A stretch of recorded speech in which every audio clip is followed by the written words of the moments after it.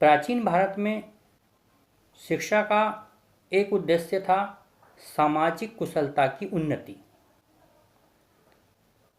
सामाजिक कुशलता, समाज में रहने की कुशलता, कि व्यक्ति समाज में किस प्रकार रहे, अपना जीविकोपार्जन किस प्रकार कर सके, अपनी जो जीविका है उसका निर्वहन किस प्रकार से कर सके।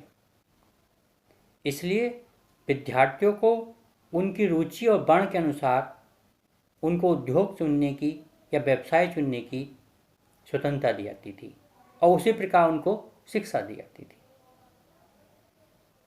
प्राचीन भारत में विद्यार्थियों को उनकी योग्यता अनुसार कृषि की शिक्षा, पशुपालन की शिक्षा, काष्ठकला की शिक्षा, शिल्पकला की शिक्षा और अन्य जो कला कौशल थे उनमें उनको विद्यार्थियों को दक्ष किया जाता था। परंतु उत्तर वैदिक काल आते आते कहीं ना कहीं ब्राह्मणों का जो आधिपत्य बढ़ता चला गया, तब एक वर्ण व्यवस्था जन्म पर आधारित हो गई। उस वर्ण व्यवस्था के अंतर्गत ब्राह्मणों को कर्मकांड और अध्यापन की शिक्षा दी जाती थी, क्षत्रियों को शासन कार्य और युद्ध कौशल की शिक्षा दी जाती थी, वैश्यों को कृषि, पशुपालन, व्यापार की शिक्षा दी जाती थी। इन तीन वर्ण के जो विद्यार्थी थे, चिकित्सा विज्ञान एक ऐसा था जो इन तीनों वर्ण के विद्यार्थियों को दिया जाता था।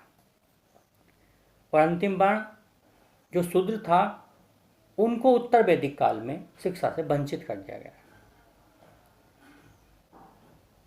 क्योंकि उनका कार्य सेवा कार्य था। वे अपने परिवार में रह के ही इस कार्य को सीखते थे और इस कार्य की शिक्षा प्राप्त करते थे। वैदिक काल में शिक्षा का जो अंतिम उद्देश्य था वो था आध्यात्मिक उन्नति प्राप्त करना। जो सर्वश्रेष्ठ उद्देश्य कहा गया है कि मनुष्य अपने बाह्य एवं आंतरिक दोनों पक्षों को पवित्र बनाए और जो उसका चरम लक्ष्य है मोक्ष प्राप्ति करना, उस ओर अग्रसर हो सके। इस उद्देश्य की प्राप्ति करने के लिए विद्यार्थियों को भाषा, साहित्य, धर्म, नीतिशास्त्र इनका ज्ञान कराया जाता था। विद्यार्थियों के अंदर धार्मिक भावना, ईश्वर भक्ति की भावना का विकास किया जाता था। उन्हें इंद्रिय निग्रह यानी इंद्रियों पर नियंत्रण करना, धर्मानुकूल आचरण करना, संध्या बंदन करना, यज्ञ आदि क्रियाएं करना, इन क्रियाओं के लिए विद्यार्थियों को प्रशिक्षित किया जाता था,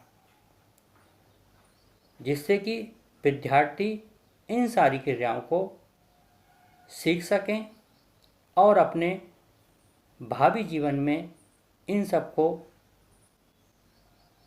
प्राप्त करने के बाद अपने भावी जीवन को उन्नत बना सकें। तो वैदिक कालीन शिक्षा के ये कुछ मुख्य उद्देश्य थे जो कि मैंने आपको बताने का प्रयास किया है और आप सही प्रकार से मैं समझता हूँ समझ भी गए होंगे।